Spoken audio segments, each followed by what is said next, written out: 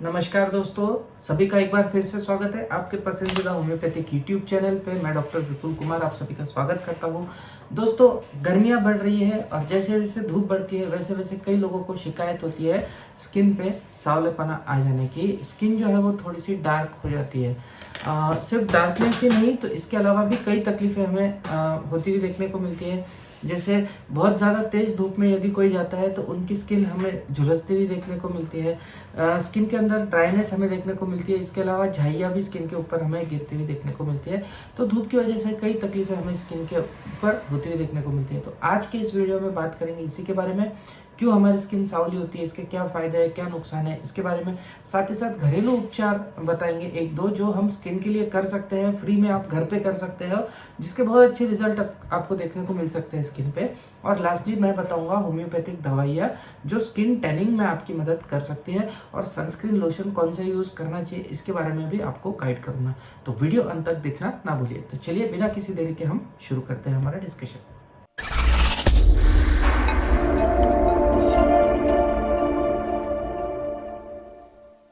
दोस्तों, आगे बढ़ने से पहले आप सभी से अनुरोध रहेगा कि आप यदि मेरा चैनल पहली बार देख रहे हैं तो प्लीज प्लीज प्लीज चैनल को सब्सक्राइब कर दीजिए, लाइक कर दीजिए वीडियो को, और साथ ही साथ वीडियो ज्यादा से ज्यादा लोगों तक शेयर कीजिए ताकि वो भी इस जानकारी का फायदा ले सके और खुद की ट्रीटमेंट खुद ही कर सके। तो चलिए बात करते हैं स्किन टैनिंग के बारे में।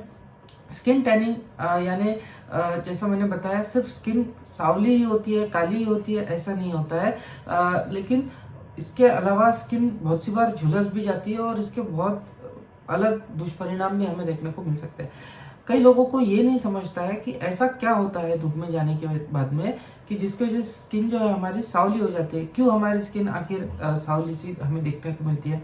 तो ये हमें देखने को मिलती है क्योंकि हमारे स्किन के अंदर मिलेनिन सेल्स जो है वो बढ़ जाते हैं जो मिलेनिन पिगमेंट को बनाते हैं। अब ये मिलेनिन पिगमेंट जो होती है ये वो पिगमेंट होती है जिसकी वजह से स्किन का कलर हमें आता हुआ देखने को मिलता है। अब ये जो मिलेनिन होता है इसका मेन काम होता है कि हमें धूप से बचा के रखना। बहुत ज्यादा तेज अगर धूप आ रही है तो हमारी स्किन को जलने नहीं देता है ये मेलानिन की वजह से। शायद इसलिए यहाँ इंडिया में हम ब्राउन लोग हैं क्योंकि धूप थोड़ी तेज है। इससे भी ज्यादा तेज धूप हमें अफ्रीका के अंदर देखने को मिलती है, तो जेनेटिकली वो लोग काले हैं क्योंकि उनके अंदर मेलानिन ज्यादा होता है। ये धूप से स्किन का बचाव करने का प्रकृति का एक तरीका है। तो चलिए बात करते हैं इसका फर्क क्या पड़ता है, मतलब टैनिंग और धूप का स्किन के ऊपर क्या फर्क पड़ता है। यदि बहुत ही गोरा कोई है जैसे कि फॉरेनर, यूरोपियंस या ऑस्ट्रेलियंस या अमेरिकन जो है जो बहुत ही सफ़ेद जिनकी स्किन होती है, वो यदि धूप में चल जाते हैं तो धूप पहले तो टैन होंगी, लेकिन उसके बाद में हमें वहाँ पे बर्न्स देखने को मिलते हैं, स्किन जलने से लगती है, फ्रिकल्स काले दाने हमें आते हुए देखने को मिलते हैं, उसके ऊपर पिगमेंट्स डार्क स्पॉट्स हमें देखने को मिलते हैं। इसके अलावा रेयरली वहाँ पे हमको स्किन कैंसर भी होता हुआ देखने को मिलता है। ब्राउन लोगों के जो होते हैं यानी हम जो है इंडियंस जो है जिनकी स्किन कलर ब्राउन है, इन लोगों के अंदर स्किन कैंसर तो हमें देखने को नहीं मिलता है फॉर्चुनेटली, क्योंकि मेलानिन से हमारी स्किन प्रोटेक्टेड होती है। लेकिन बहुत ज़्यादा तेज धूप की वजह से हमारी जो स्किन है वो काफ़ी रफ हो जाती है, काफ़ी ड्राई हो जाती है, डल स्किन हो जाती है। चेहरे के ऊपर हमारे फाइन लाइंस हमें स्किन के ऊपर देखने को मिलती है, खासकर चेहरे के ऊपर झुर्रियाँ भी पड़ती है। इसलिए कई बार चेहरे का जो लुक है वो ऐसा हो जाता है कि एज से ज़्यादा इंसान देखने को मिलता है यदि वो बार बार और लंबे समय तक कड़ी धूप में रहता है तो एजिंग बहुत ज़्यादा देखने को मिलता है। यानी 20-25 साल का यदि कोई व्यक्ति है तो ऐसा लगेगा कि 30-35 साल का वो है उसके चेहरे को देख के। तो ये चेंजेस हमें टैनिंग की वजह से ब्राउन लोगों के अंदर देखने को मिलती है। अब इसको प्रिवेंट हम किस तरह से कर सकते हैं, किस तरह से हम टैनिंग से बच सकते हैं, बहुत ही सिंपल से उपाय है। आप रोजमर्रा की जिंदगी में अगर ये चेंजेस करते हो तो आप घर पे ही खुद का बचाव कर सकते हो। सबसे पहले तो आप बहुत ज्यादा कड़ी धूप में बाहर जाना अवॉइड कीजिए। मेन समय होता है 11 से 2 बजे का, जहाँ पे हमें कड़ी धूप देखने को मिलती है। खासकर ये समर के सीजन में आने वाले 1-2 महीनों में ये कड़ी धूप हमें देखने को मिलती है। तो बहुत ज़्यादा धूप में जाना 11 से 2 के बीच में हमें अवॉइड करना चाहिए। इसके अलावा हमें ऐसे कपड़े पहनना चाहिए जो हमारे पूरे शरीर को ढके, हाथों को पूरी तरह से ढके, फुल स्लीव्स के कपड़े पहनना चाहिए, चेहरे पे स्कार्फ या दुपट्टा बांधना चाहिए, गॉगल्स पहनने चाहिए, कैप पहनना चाहिए। इन शॉर्ट यही है कि हमारे स्किन को पूरी तरह से जितना हो सके कवर करके रखे जिससे डायरेक्ट सनलाइट हमारे स्किन तक ना पहुंच सके। इसके अलावा आप जो है वो सनस्क्रीन लोशन लगा सकते हैं, सनस्क्रीन का इस्तेमाल कर सकते हैं। सनस्क्रीन ओरल और लोशन दोनों ही आते हैं, यानी क्रीम्स भी आती है जो बाहर से लगाते हैं और ओरल भी सनस्क्रीन आते हैं। ये बेसिकली वो गोलियां होती है जिसके अंदर एंटीऑक्सीडेंट्स होते हैं जो हमारे बॉडी की फ्री रेडिकल्स को रिड्यूस करते हैं। इसके वजह से चेहरे पे काफी चमक हमें आती हुई देखने को मिलती है। तो ओरल सनस्क्रीन भी ले सकते हैं और सनस्क्रीन क्रीम्स भी लगा सकते हैं। लेकिन ये ध्यान रखिए कि जो सनस्क्रीन आप यूज कर रहे हैं वो ब्रॉड स्पेक्ट्रम होना चाहिए। ब्रॉड स्पेक्ट्रम यानी क्या, सन रेज जो है वो दो टाइप के हमारे स्किन के ऊपर गिरती है, UVA और UVB। और ये जो UVA लाइट होती है वो जो है वो एक्चुअली हमारे स्किन के डार्कनेस के लिए, टैनिंग के लिए रिस्पॉन्सिबल हमें देखने को मिलती है।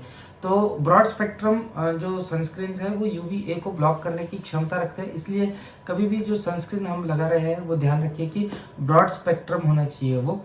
इसके अलावा SPF जो होता है, सन प्रोटेक्टिंग फैक्टर जो होता है वो हमारे लिए यूजुअली 30 से 50 के बीच में सफिशिएंट होता है। वो जरूर देख लीजिए कि 30 के 50 के बीच का SPF वाला सनस्क्रीन आप यूज कर रहे हैं। यदि कोई बहुत ही ज्यादा गोरा है तो वो हायर SPF वाला सनस्क्रीन लोशन या क्रीम यूज कर सकता है। अब यदि किसी को सनबर्न हो ही गए हैं तो उसके ऊपर स्किन को लाइट करने वाला कोई लोशन, मलम नहीं लगाना है हमें। ये चीज को बहुत ज्यादा ध्यान में रखना चाहिए, इस चीज की हमें पक्की गार्ड बांध लेनी है। कई बार लोग ऐसा होता है कि स्किन बर्न के ऊपर ही सनस्क्रीन लगाना शुरू कर देते हैं, तो ऐसा नहीं करना चाहिए हमें। उसके ऊपर सूदिंग एजेंट ही हमें लगाना है, जैसे कि एलोवेरा का क्रीम है, कुकुम्बर हम लगा सकते हैं, ककड़ी के टुकड़े उस पर रख सकते हैं। इसके अलावा बर्फ हम वहां पे लगा सकते हैं। और एक कैलामाइन लोशन आता है, वो भी स्किन सूद करने के लिए काफी काम में आता है, तो वो भी हम उसका भी इस्तेमाल कर सकते हैं। तो ये सभी चीजें यदि आपको सनबर्न होता है तो आप कर सकते हैं। इसके अलावा घरेलू उपाय हम क्या कर सकते हैं, घर पे हम क्या कर सकते हैं जिससे स्किन थोड़ी लाइट हो। यदि सिर्फ स्किन टैनिंग है, स्किन बर्न नहीं है, कहीं पे भी जख्म नहीं हुई है, तो आप टोमेटो को मैश करके उसके अंदर दही मिला सकते हैं। टोमेटो जो होते हैं वो एंटीऑक्सीडेंट प्रॉपर्टी होते हैं, एंटीऑक्सीडेंट से भरपूर होते हैं। और दही के अंदर जो है वो लैक्टिक एसिड होता है, तो लैक्टिक एसिड जो है वो हमारे डेड स्किन को रिमूव करने का काम करता है। ऊपरी जो डेड स्किन की सतह होती है वो रिमूव करने का काम लैक्टिक एसिड करता है। तो टोमेटो को पेस्ट करके उसके अंदर थोड़ा सा योगर्ट या दही मिला के इसका जो पेस्ट है आप टैंड एरिया पे लगा सकते हो। इससे टैनिंग के अंदर हमें काफी आराम होता हुआ देखने को मिलता है। इसके अलावा दूसरा जो उपाय है जो कर सकते हो वो है शहद लगाने का। शहद और नींबू की 2-4 बूंदे उसके अंदर, 1-2 चम्मच शहद के अंदर 2-3 बूंदे नींबू के रस की डाल के मिला के यदि आप टैंड एरिया पे लगाते हो तो उससे भी स्किन शाइन करती हुई हमें देखने को मिलती है। स्किन थोड़ी सी लाइट वहां पे हो जाती है। तो ये 2 घरेलू उपाय है जो आप घर बैठे कर सकते हो और फ्रीली कर सकते हो, जिसके बहुत अच्छे रिजल्ट्स भी हमें कई लोगों के अंदर देखने को मिलते हैं। अब बात करते हैं वो कौन सी होम्योपैथिक दवाइयां हैं जो डार्क स्किन के अंदर हम अक्सर यूज करते हैं, जिसके बहुत अच्छे रिजल्ट हमें देखने को मिलते हैं। तो सबसे पहली और मोस्ट इंपॉर्टेंट दवा होम्योपैथी के अंदर डार्क स्किन के लिए है सल्फर। सल्फर 30 बहुत ही अच्छी दवा है और डॉक्टर केंट ने तो लिखा भी है कि डार्क स्किन के लिए इससे अच्छी बेहतर दवा हमें होम्योपैथी में नहीं मिल सकती। तो कभी भी यदि किसी को डार्क स्किन है, कहीं पे अचानक से स्किन काली गिर रही है, ऐसे केसेस में सल्फर 30 का सेवन करना चाहिए। 2-2 बूंद सुबह शाम कंटिन्यूअसली लेनी चाहिए। तो 2-3 महीने के बाद में जो डार्क स्किन है उसके अंदर हमें आराम होता हुआ देखने को मिलता है। दूसरी दवा जो बहुत अच्छी तरह से काम करती है वो है सेपिया। हार्मोनल चेंजेस की वजह से जब स्किन के ऊपर डार्क स्पॉट्स गिर जाते हैं और बहुत ज़्यादा सा चिड़चिड़ा सा स्वभाव हो जाता है, तो ऐसे केसेस के अंदर सेपिया के बहुत अच्छे रिजल्ट्स हमें देखने को मिलते हैं। ऐसे में यदि स्किन टैन हो रही है और जो टैनिंग है वो स्पॉट्स के अंदर हमें देखने को मिलती है, एक हिस्सा काला पैच का देखने को मिल रहा है और उसके ही पड़ोस की जो स्किन है वो नॉर्मल कलर की देखने को मिल रही है, तो ऐसे केसेस के अंदर हम देख सकते हैं सेपिया 30 2-2 बूंद सुबह शाम जुबान पे डायरेक्टली डालना है और ये लंबे समय तक लेना है। ये टैनिंग से आपको काफी अच्छी तरह से बचा सकती है। इसके अलावा एक और दवा है जो बहुत अच्छी से हम यूज करते हैं, स्किन के हर तकलीफ के लिए यूज करते हैं। इसका नाम है बर्बेरिस एक्विफोलियम क्यूब। बहुत ही अच्छी दवा है।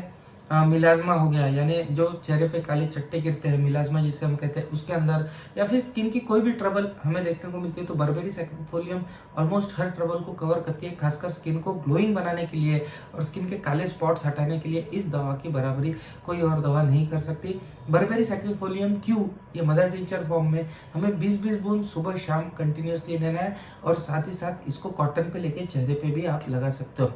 तो ये वो 3 होम्योपैथिक दवाइयाँ हैं जो अक्सर हम यूज करते हैं लक्षणों को देख के, सल्फर या सेफिया, और फिर साथ में हम सपोर्टिंग बोल के बर्बेरिस एक्विफोलियम ये दवा यूज कर सकते हैं। इसके बहुत अच्छे रिजल्ट हमें देखने को मिलते हैं, स्किन टैनिंग, स्किन ब्लैकनेस, इसके अंदर ये फॉर्मूला बहुत अच्छी तरह से काम करता है। तो ये थी आज की हमारी जानकारी स्किन टैनिंग के बारे में। आशा करता हूँ मैंने जो यहाँ पे इन्फॉर्मेशन दी वो आप सभी को पसंद नहीं होंगी और आप इस इन्फॉर्मेशन का फायदा उठा रहे होंगे। ज़्यादा से ज़्यादा लोगों तक इस वीडियो को शेयर कीजिए जिससे वो भी इसका फायदा ले सके। मिलते हैं अगले वीडियो में, इसी तरह का कोई इन्फॉर्मेटिव सा वीडियो लेके मैं आपके सामने आऊँगा, एक जानकारी वाला वीडियो आपके सामने लाऊंगा। तब तक के लिए आप सभी की इजाज़त चाहूँगा। जय हिंद, जय भारत।